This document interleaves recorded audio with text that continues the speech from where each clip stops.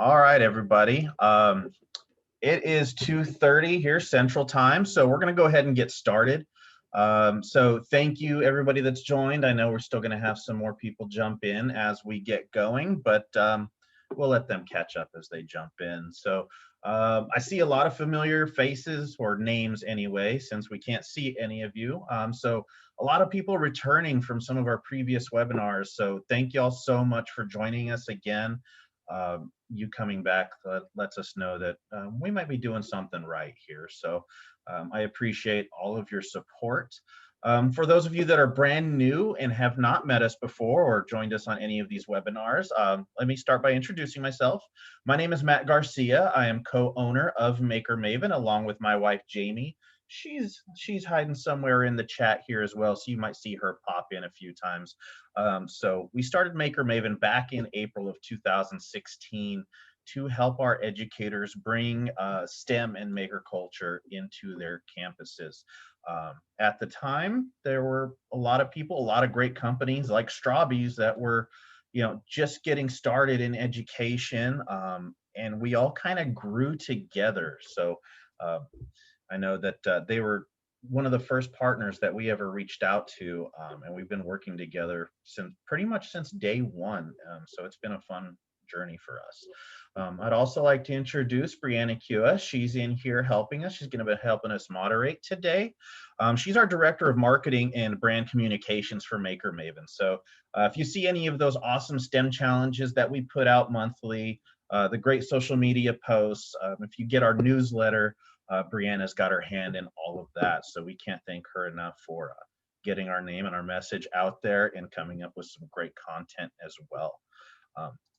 So before we really dive into it, I want to let y'all know a few housekeeping rules. So we highly encourage y'all to use the chat throughout the entire presentation. Let us know if you think something is cool, awesome, if there's something that you're already doing, or if you have any ideas on how you could use Strawbees or have anything to expand upon from what you learned today.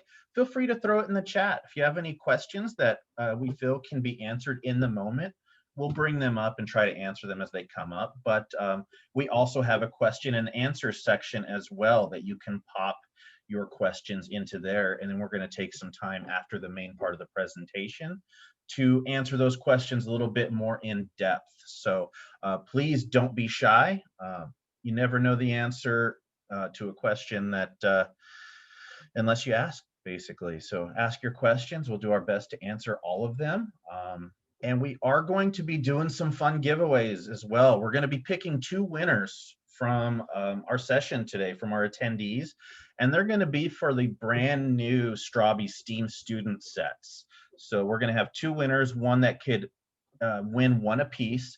Now these are products that aren't even officially released yet, so the lucky winner will have a great chance to get their hands on something before the rest of the country. So good luck to everybody for that. So now if you want to enter to win, again, we want this to be as interactive as possible. We highly suggest you tag us on social media, on either Facebook or Twitter or both.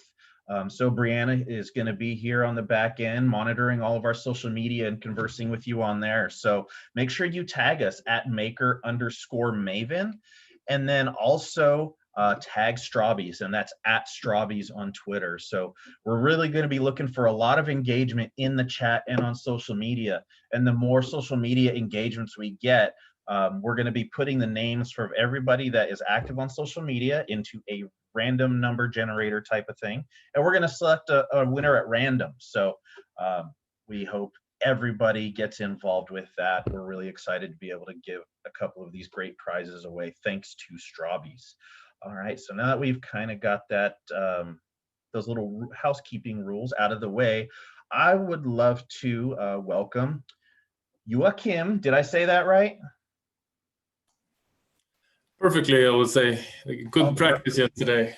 Yeah, I've been practicing in the mirror all morning, so you don't know how stressed I am about messing people's names up. So he is the sales director with Strawbees.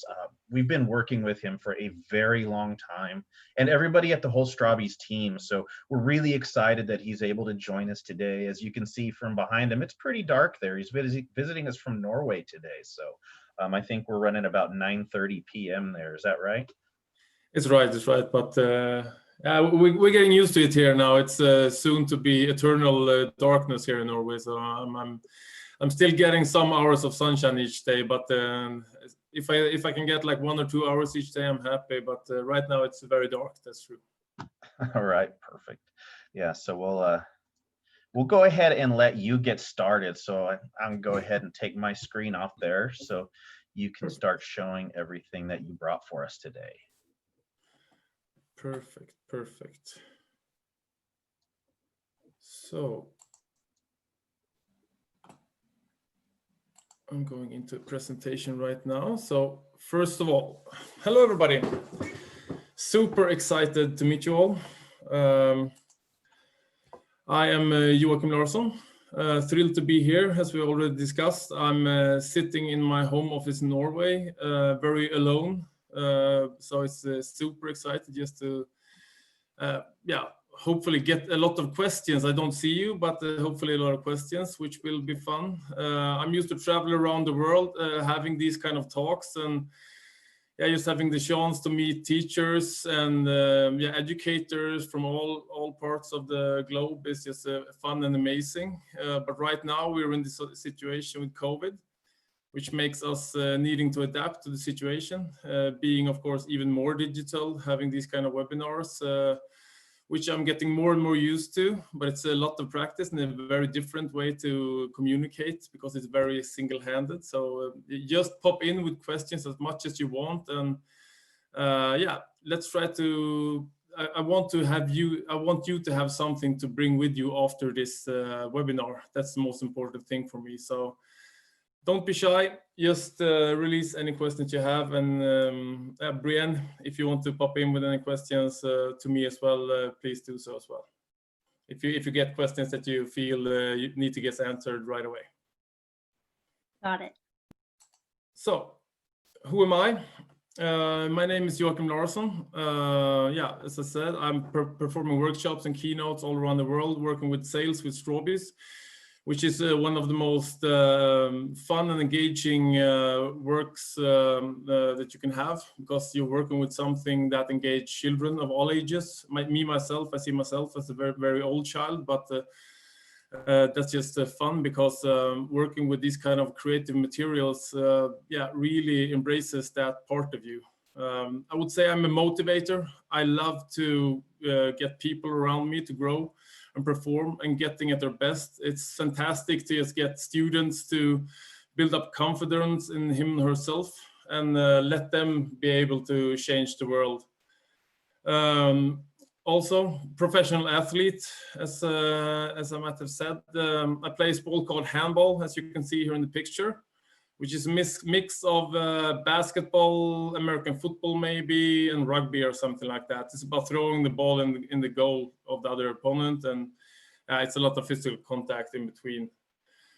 And if you are a professional athlete and an educator, I think developer of skills is one of the mindsets that you really need to have. So that's one of my mottos, is to be a developer of skills, always keep on moving forward, learning new stuff, coding, in sports, and about talking, webinars, traveling around the world, and all of this stuff. It's all about learning. So I hope you get to know me a little bit here, and now I will start a real presentation. So I was thinking of having a pretty normal presentation today, showing pieces and building instructions and going through coding. But then the more I sat down and thought about let's kids create the change the world needs, the more I felt like doing a little bit of a twist today. So I hope you like it, because let kids create the change the world need is a topic that has so much more to it than just building and using connectors and code. It's about developing a whole new generation of creative problem solvers, and that is more or less what Strawbees is about, and what we want to make each student, each teacher, each educator to do is to open up the venue of being a problem solver. So what problem do we see in the world, or what problem have we focused on? We've focused on a world that is changing. In the past, the key for a student or for an employee was to be good at following instructions. And by following instructions and being able to follow a schedule, you're a good worker, you're a good student, and you could perform well. This is changing more and more in the workforce. One of the key skills in the future will be that you have to be able to solve problems. And it will involve technology. So we're moving to a future that is pretty uncertain of what skills will be needed, and therefore it also will be very important to be able to have this kind of problem-solving mentality. You have to learn, you always have to adapt. So giving the children this skill set to master their own fate, I think will be one of the key things that the teacher and the educator can do.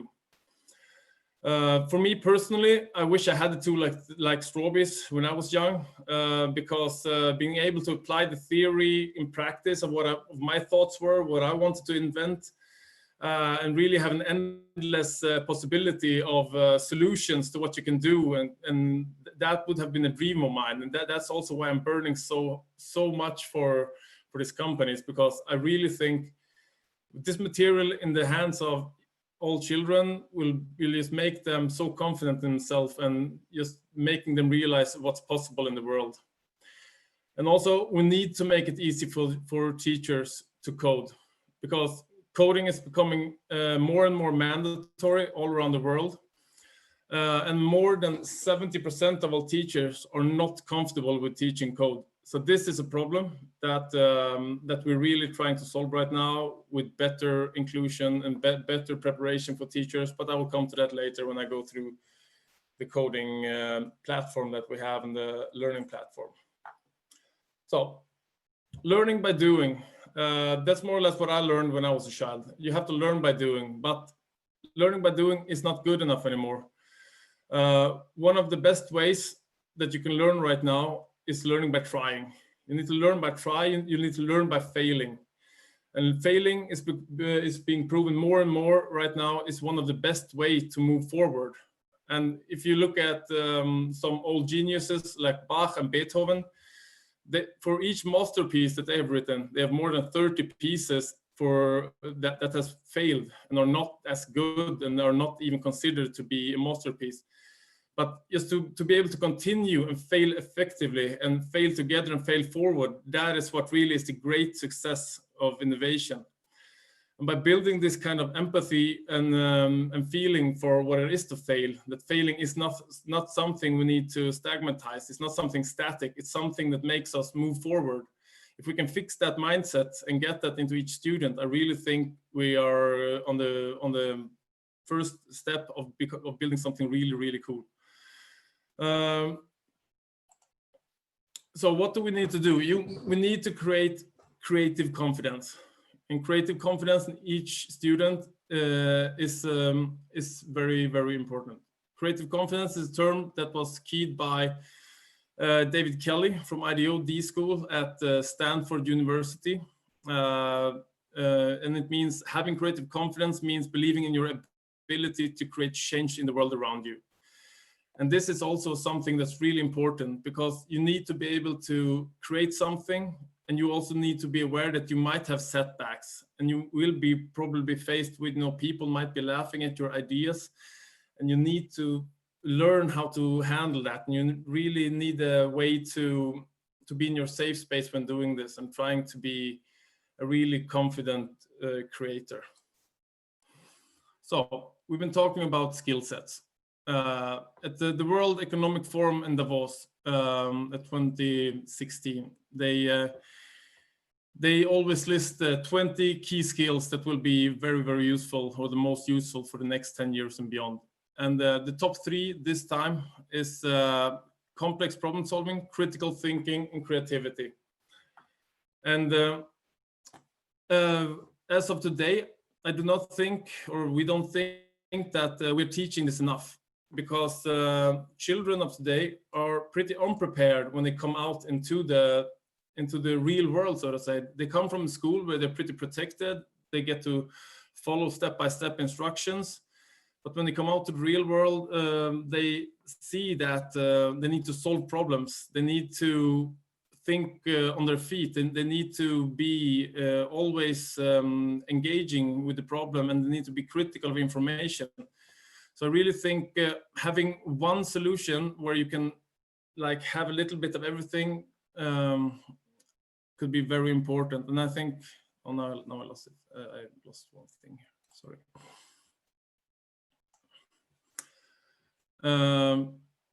Yeah, I think creative confidence is something that's super interesting. But most definitely, I think that I would share my secrets behind creative confidence. So what do we need to solve these three topics? Yeah, we need to be able to learn how to observe and draw conclusions. Creativity does not always mean that you have to come up with something new. It can also be seen as something different, and something different in maybe something that's already existing. You know, looking at Coca-Cola can and inventing something new with it. And also important is to trust in your ability to observe and draw these conclusions, because the trust in yourself is very important here as well. So, and the only way to learn how to observe and draw conclusions is more or less to practice it with your students, with yourself. How can I observe what is functioning with my students, what is functioning for my students, and also teach them how to observe their own performance, and also their own constructions and their own tests and everything. I think this is super important. We also need to practice design and implement change. So no matter what you design, or if you're taking something that is already existing in the world, the more you change your design, or change the design of what you're looking at, makes it more your own. Because the more changes you make, the more iterations you have, the final result will be yours. And this also means that you need to allow students, and you also need to allow yourself to go through this process and give yourself proper amount of time. And when you do this, for example, with Strawbees, and you can code, and you can also build, this is really fun, and it's also really complex. But the good thing with Strawbees is that you can implement these changes in a really, really, really short time span. So you can be a really fast iterator. I would be so brave to say we are probably the fastest iteration construction system out there, also when it comes to coding, changing construction, changing code. And you never need to go back to step one and start over. You make some small adjustments, and you can have a fast iteration. So iterations time maybe between 1 to 5 minutes at the longest. And of course, my favorite, test bad ideas, dare to fail. I think that's just what we need to do. But failure is something that I talked about before as well. We need really to make failure as a part of progress, especially in school. But grades and everything is of course there, but we need to make creative thinkers dare to fail and test bad ideas. Because one of my favorite thing is here we have an umbrella, but this was supposed to be some kind of catching hand from the beginning. But as we build it, we saw this looks like an umbrella, and then it came out as something totally different. But yeah, that was a nice fail, but we can do failure with everything. So what's the solution? Yeah, I think with Strawbees, you have a system that really can help with all of these future skills that we're trying to give the children. A skill set that really makes them shine, and really makes them confident in themselves. Because it's easy to build, it's easy to code, and the iteration time to your own invention is super short. So the dream state that we have is more or less that you give a classroom one problem, and you have 30 students, and the 30 students come up with 30 different solutions to this one problem. And by giving them the freedom to really choose for themselves how to solve a problem, I think that's a fantastic way to give them creative confidence, critical thinking, creative everything. We need to make them creative. So that was my first part of my little rant here, but I thought that was important, and I hope you enjoyed it as well. I just wanted to give you a little bit of a feeling of what we are trying to accomplish here and what we're really passionate about, and that is giving a system and a thought process to the children, much more than only connectors and straws. So I hope you liked it. So what is Strawbees? And how can it be implemented in your classroom? That's the big question right now. I think this is what you've all been waiting for here. So Strawbees, this is the first part of what we've been doing. As you can see, this is the original part that was in all the boxes from the beginning. We had one little connector, and to it you could always connect more and more to it, so that you had 2 arms, 3 arms, and 5 arms. Gradually, we started to produce the 2 arms, 3 arms, and 5 arms, so that you have a faster building pace and an easier way to just move forward, because connecting all these little connectors were very time inefficient. There are 3 basic locks or fits, you can say. You have the fit, as you can see there. You have the slide, and you have the click. All of these have different functions and are really useful to use in different situations. So the fit is just like here, you can see, right into the straw, which just gives it a good connection ending. The slide goes on here and works as a movable part. And then we have the click, which I think is super easy. And this one can be movable, but if you push it in a little bit, then you also have a fixed joint. So then you have the possibility to build in 360 degrees, and you have the possibility to build mechanical joints with the same material that you can build solids with. You can build like pyramids. You can go into real solid, extremely hard materials. You can go into building these kind of mechanical arms and joints that you can work in different shapes, form, and fashion. I will show you a little bit GIF here on the next page here. So this really makes me fall in love with it, because with the same material that you can use in a kindergarten to build a solid, you can build a cube. Wait, I have to stop messaging there because I don't know what this was.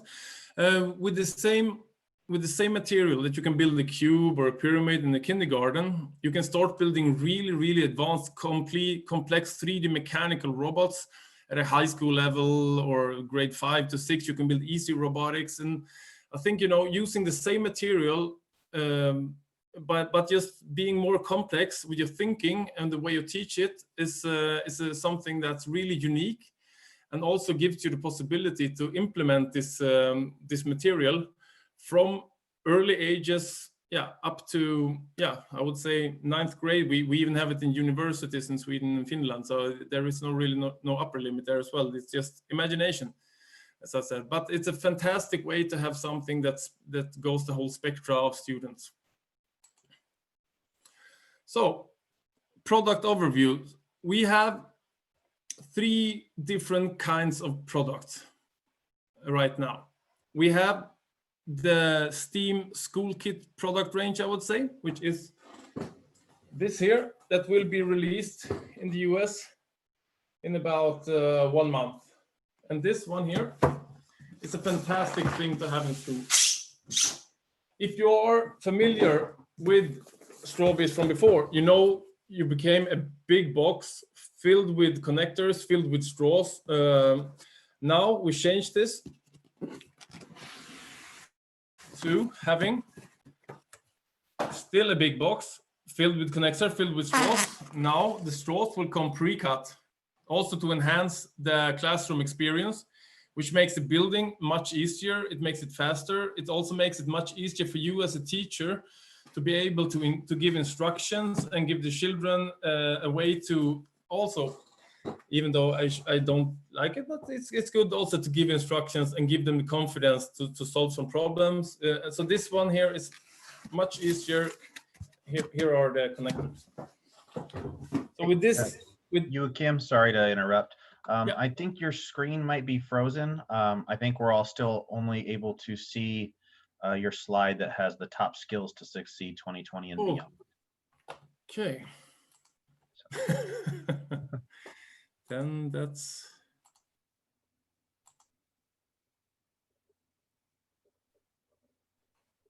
okay. How is it now? Now is your speaker notes. This is strange. Stop share. Sorry for that, everybody. I am not sure what's happened here. That's okay. There's still a lot of great information being put out, and we're getting a lot of great interaction on the chat as well. So looks like everybody's engaged and excited about everything you're showing and talking about. So I think we're still good. I hope so. I hope so. Let's see here. So. Yeah, perfect. Here. Let me see. Can you see me now? Yes, we can. Perfect. Okay, so I can just go slide back a little bit here, maybe to the fifth slide and click. But you have been seeing me on the video, right? Yes. Okay, perfect. That would, okay, perfect. No, but that's also something that happens. Yeah, problem with your laptop is more or less something we need to work with. But nice. So where were we? We were here.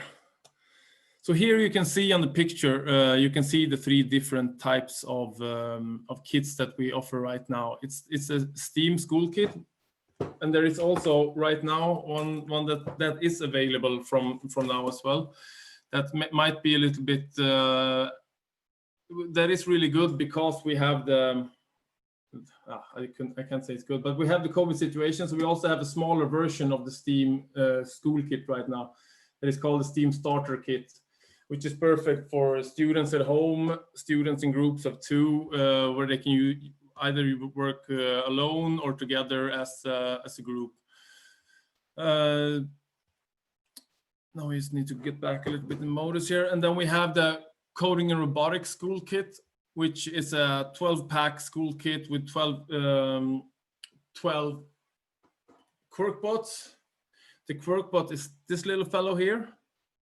And the QuirkBot is an amazing little microboard, which gives the opportunity to build movable robots. It also have different kind of inputs like light sensors, touch sensors, and stuff like that. So it is also a very, very tremendous good microboard. And one of the most exciting news that we had in this year is also the robotic inventions for the microbit. This is also released now, will be in stock in January for the US. Also an amazing thing, a cooperation with BBC Microbit. The BBC Microbit is, for you guys who don't know what it is probably the most used coding platform in the world when it comes to having some kind of physical output coding microchip, so to say. So, and we have created a backpack, it's called, so that you can have the servo output and everything to it. So I can show you here. For example, I've built a crane that you can program into doing different types of movement. This is an extremely good and an extremely nice way to start. And this is also a good way to show you all what I'm talking about when I mean mechanical joints and fix the solids. As you can see here, we've built a triangle or more or less like a stable base. And inside of this one, we do not have a purchased mechanical arm that you need to build. You need to build the actual joints as well, which is fantastic, because if I move this one, you have to see how it adapts. And then you can look up here, and here you can also see how it adapts to it. So it's extremely good when you're trying to learn the children how to code, and then you have to implement it in the reality as well. So, but I will start with, I will start with this one, because now I'm into microbit here, talking about it, loving it. So, make code. Microbit is coded on the make code BBC microbit homepage, which is an amazing homepage where you can have an enormous amount of content and projects. I think I can't say how many there are, but teachers are allowed to post the projects. You have an infinity of different projects and really cool stuff to do. And mostly you need to buy some different type of add-ons to it to make the different projects. But with Strawbees and with your imagination, you can do most of them really. You just might need some alligator clips and stuff like that. But attaching these two, you have more or less exactly what you need. And to code in make code, you are Matt, can you see my screen now when I go into make code, or are we still on the presentation? Yes, I can see your code. Okay, perfect. So, and make code is on the microbit homepage, and this is block-based programming, which is a very, very good way to start learning code. And as you can see here, you even have a what do you call it? A built-up modulator here on the left side, which is extremely nice and visual way for the children to learn, because then they also don't need to start with building the servo motors and attaching it to the microbit. And as you can see here as well, all of these cables represent the backpack that we have built to make it easier. You can, in theory, do it with only the microbit and the cables, but that's a lot of hustling. So the backpack is really convenient. And the language is blocks, which is a perfect way for children to start learning. And for me, I don't come from a background of coding. I've started learning code, 2017 when I joined Strawbees, and using block-based programming and flow-based programming has really made me learn it pretty fast. And if I can learn it, I'm pretty sure anyone more or less can learn the basics as well, because as I said, I come from a background of sports, and I really had a fast approach to this, and with the blocks it's super easy to learn.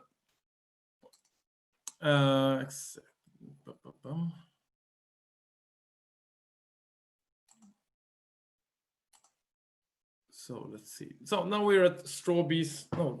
Strawbees code for the QuirkBot.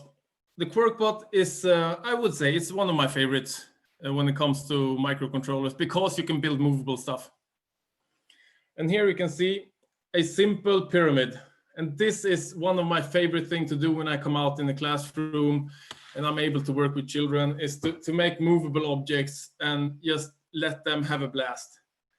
So here you can see one of the best learning experience and one of the best way that I think you can explain Strawbees in. As you can see here, we've built a super easy construction.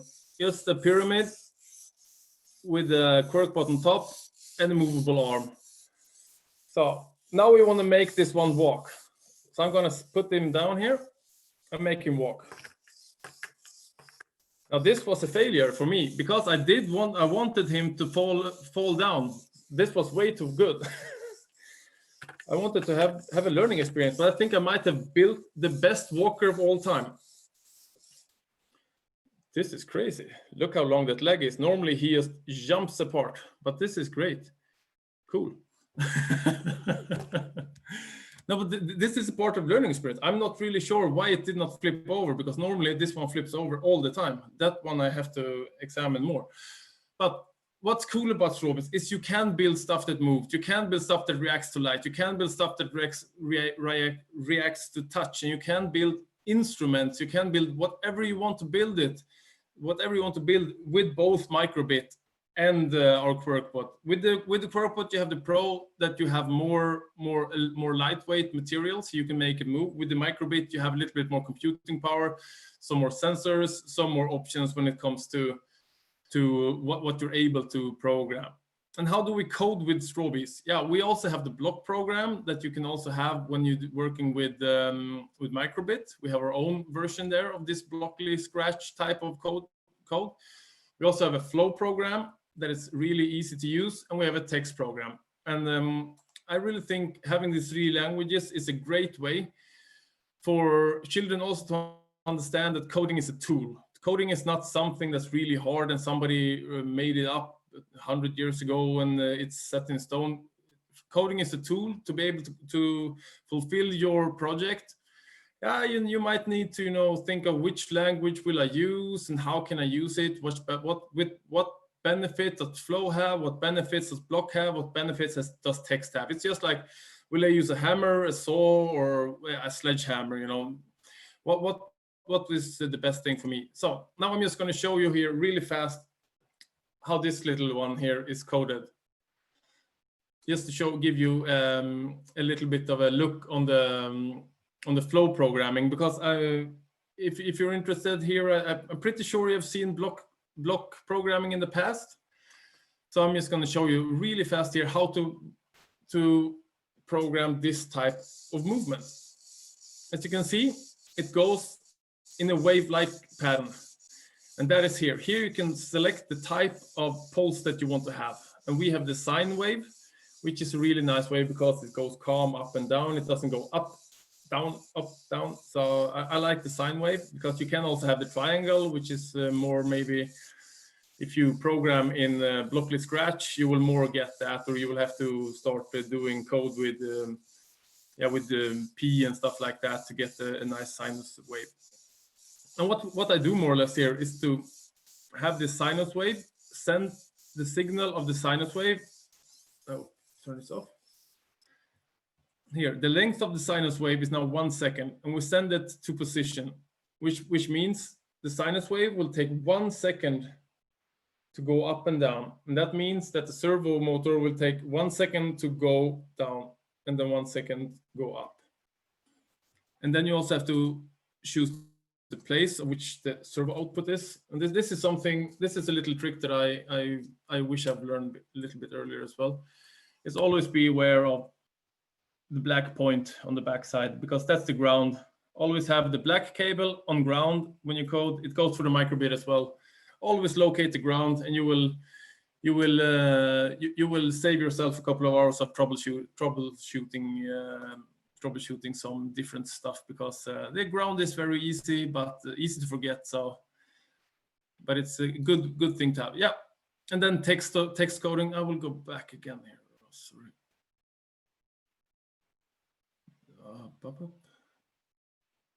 My bad. This go down there. What I want to show you is you can always go in here and watch your program, which is extremely powerful, especially for me when I started to learn how to program for real.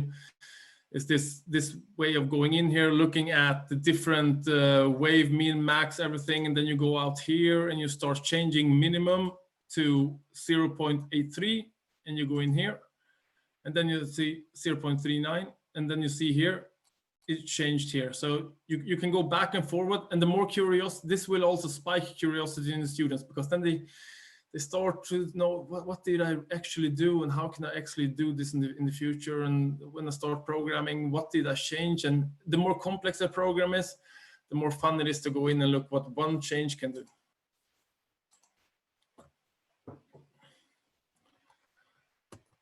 So, and how are you supported if you're a teacher? Yeah, we do have a learning platform where we have all of our learning material gathered. So here we have different types of approaches. We have activities, which is more or less a single lesson put down into half an hour, 45 minutes, where you can build platonic solid, construct mechanical arms, and we have way more activities if you press or view more activities, but activity is the short version of a lesson. It's more or less what can I do today? Let's go into an activity, it's a plug and play. So that's a great way. If you don't know what to do one day, you just go in, take an activity and do it in your classroom. Then we have the lesson plans. These are more big. Then we need some preparation. And this one goes into the whole thinking process of how can we do it? What can we perform? What can we improve? How can we make this better the next time? Why did it not work? Why did it work? And everything. So this one is more big. And I think this one is great if you have the time. But for me, if I go out on a fast pace, something I usually just do an activity. If I have 3-4 times in a workshop, I might do a lesson plan for even when I do workshops, because it's very easy to follow. So we do support teachers. We are also, of course, always open ears at the office. Send us an email if you ever have any questions regarding how can I use this in the classroom. We are just burning to have this question to help you out. We have professional educators in-house that are also always looking for new contacts and just to learn more about you and your struggles. So if you start working with Strawbees, which I highly recommend, and I really hope you do, please reach out to us and let's start a conversation about how it's going. And also a little bit about how we are thinking in Strawbees is we have this methodology from Mitchell Resnick from Lifelong Kindergarten, the learning spiral, which is imagine, create, play, share, reflect. And then it goes on and on and on and on, because give them a problem, let them think about it. How can we do this? Let them create it. Then let them play a little bit with the solution and then share with the group what they've done, because then they will also learn from the other groups in the room what they did, and they can share ideas, and then they can reflect on what they've done and what other people have done, and maybe they can say, well, I did this and I took this from you, and this idea from you I can use here, and then they go back to the imagine phase. And then this becomes a whole mantra, not only in the classroom, but also in life. If you can imagine, create, play, share, reflect, it's good both for me and my wife. It's good for my children. It's good, everywhere more or less. Because if I can have a structured way of thinking, I think that's really the key to success in life. That was me today, and I really hope you enjoyed it. I hope you also enjoyed the first part. I did notice that there was something wrong there because I had a glitch in my system as well, but I hope you got most part of it and that you enjoyed it. I thought it was very important today to understand why we want kids to create the change we need and how we want to do that. So I hope that the message came across in a good way. And thank you for listening to me in this day. And please send me an email with any input you have on this webinar or anything else. I'm sure Matt or Brian has my email if you want to do that. So super happy to be here, and I will stay here in the chat. I'm not sure if I have the access to chat, but I probably have. But I will be here if you have any questions. Perfect. Thank you so much. That was awesome. It was great to see a lot of the new implementations from Strawbees, in particular the microbit, because like you said, it's so universally used now, and the educators can use it at all age levels, from our youngest students to our more advanced high school students. So that is awesome. So, all right. See, do we have any questions in the chat here? Let's see. Let's see, Megan, I work at the museum and I am very interested in integrating these for an engineering class. So that is cool. Very good. What age would you start coding with? It's really up to you. I don't think any student is too young to start learning how to code, especially with the different avenues that Strawbees has. And feel free to, correct me if I'm saying anything wrong here, Joakim, but with the block-based coding, it's very user-friendly for our younger students that have no background, or even our older students that have no background in coding. So I think it makes it very easy. Yeah, I think the age you can start with, we see it in some, kindergartens that work hard with coding already in Asia, and I know a couple in Norway as well. They started as young as 5-6 years.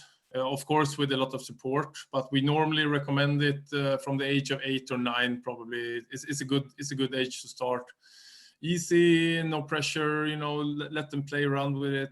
And if you start with 8, 9, I think they get the hang pretty fast of how to do it. And I know we say 10 on most of the packaging, but I would say 8 or 9. I've had a lot of success cases in that age.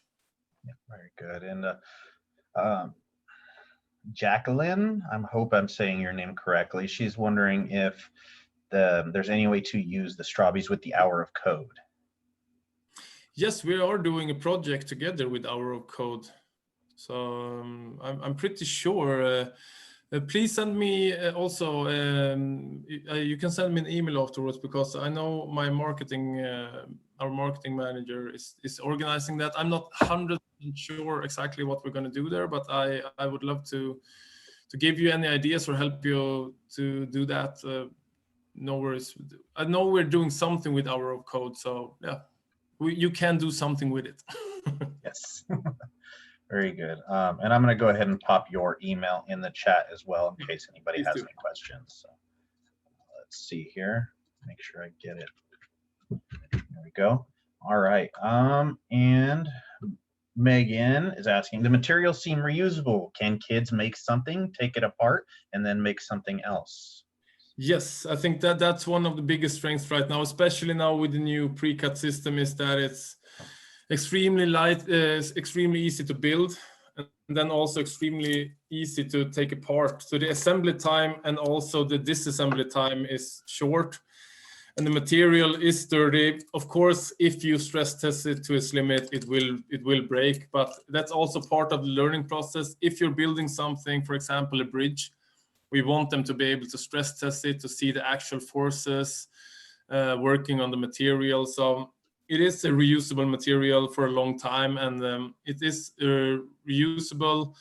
It is also recyclable, and yeah, it's a great material to use, and it's also very lightweight. So the amount of material used in Strawbees is also very low, but it's definitely reusable. And with the new pre-cut system, I would say you have a very good system. And also I can make a little promise here as well. If anybody here more who does not win the competition or interested in the new Steam School kit right now, please let Matt know, and we will arrange it to go out to anybody who wants to have it right now. Because if you could promise me to send back maybe just a short, I don't know, your thoughts about how it was to use it with the new pre-cuts that we have. I would love just to hear a little bit before we might do the official release, and that could be a cool thing to do together to keep contact as well after this.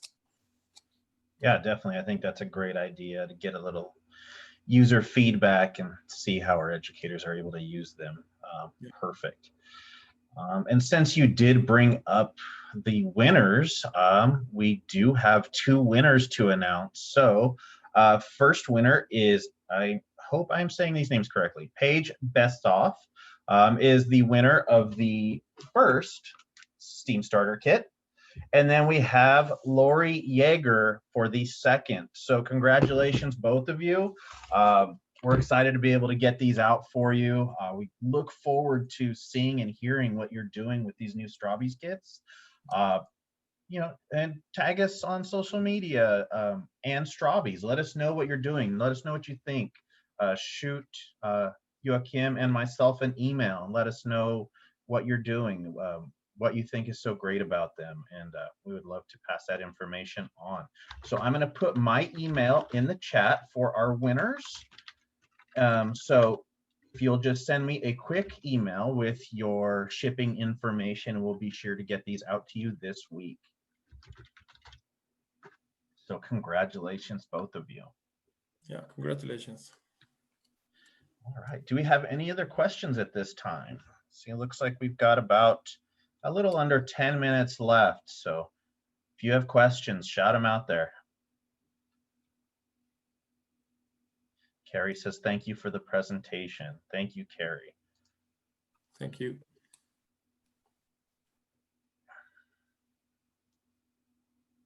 All right. So any other new products to come in 2021? So is there anything new you're able to talk about yet? There are some exciting ideas. We have a clip that we hope to get out in 2021. A clip for kindergarten, more or less, because there is one thing that can be hard when you're in kindergarten, and that is this action here, when you have to push the strawbee into another strawbee to make these joints. So we're creating a clip now so that you can just clip it onto the straws and then attach them like that. And that's a hilarious way to build, I must say, because I tried it out with my own daughter in her kindergarten, and what the things we built with them was just amazing. So I see big potential in having this kind of younger age friendly clip that can make, because building the solids is still super easy for them, but just attaching them together to build dragons and towers and forts and houses and everything, it was just amazing to see how fast a 5-year-old could just start going bananas and having ideas that we haven't even thought of. And then we also saw some use for it for advanced building as well, because you build like really cool linkages that are like this. So you can build very lifelike snakes and stuff like that with it as well. So it's cool.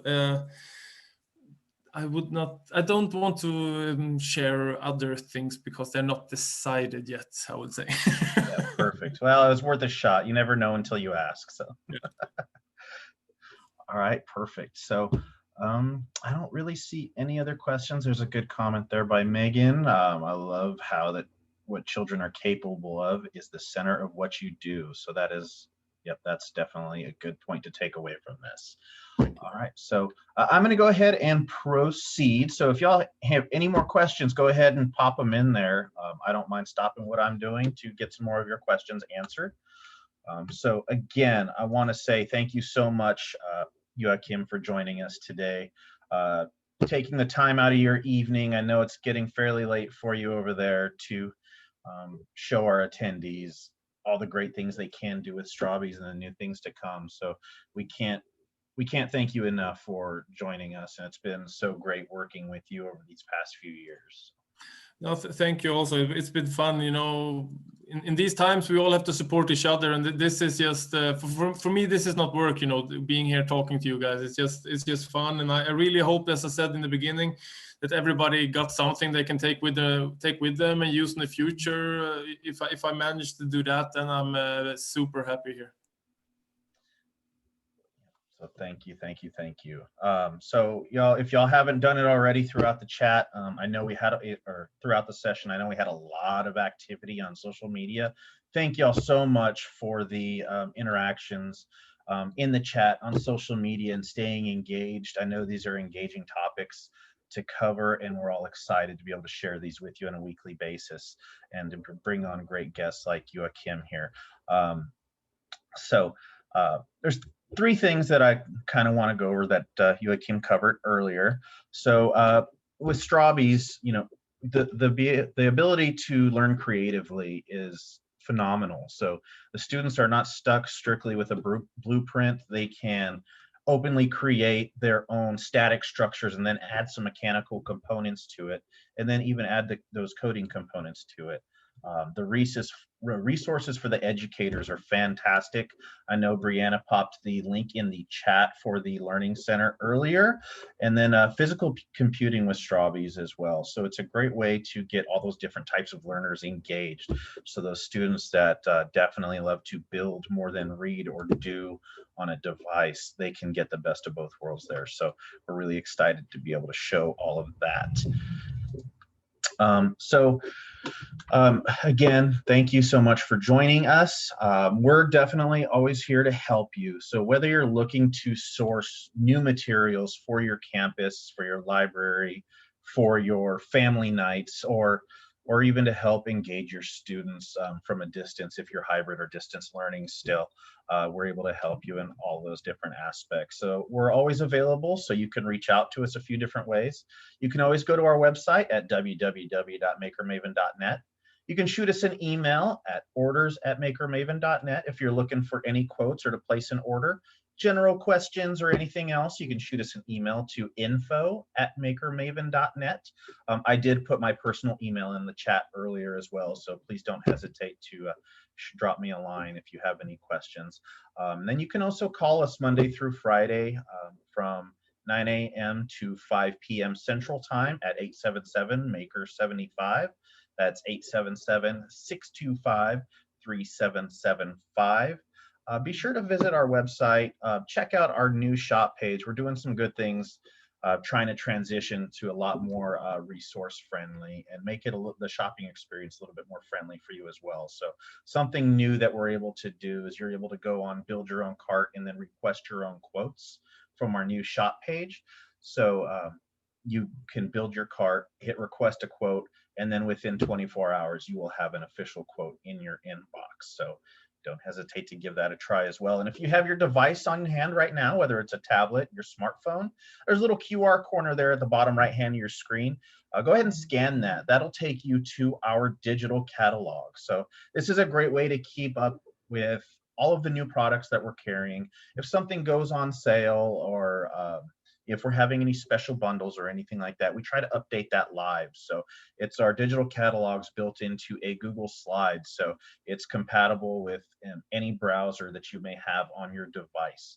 And we always suggest that you bookmark that so you don't have to go through and filter through the website all the time. So you can go ahead and do that. And we hope to continue to be putting on these great webinars for you in the future. We have two left on the schedule for the remainder of 2020. So we're taking a break for the holiday weekend for Thanksgiving coming up here in the States. Our next webinar is going to be with Kubelets on December 1st at 4 p.m. Central. So we're going to get back to that 4 p.m. time for the remaining 2 of the year. So please don't hesitate to sign up for that early. And we're going to be doing some more fun giveaways for that. So you guys have a lot of opportunity to get your hands on some great items. So, and again, I know we've been plugging it all day, social media @maker_maven on Twitter and Facebook, and then our YouTube channel where we're going to be hosting the recordings of all of these webinars as well. So if you're not able to make the live recording for any of these sessions, you can always catch the recording by going to our YouTube channel, or you can just pop into our website, click on the webinars tab, and you can access the recordings from there as well. So again, thank you all so much. If you have any questions, please let me know. But that's really all I have for you today. And thanks again, Joakim, for taking some time out of your evening for joining us. Oh, thank you, Ismail. It was a lot of fun. Thank you.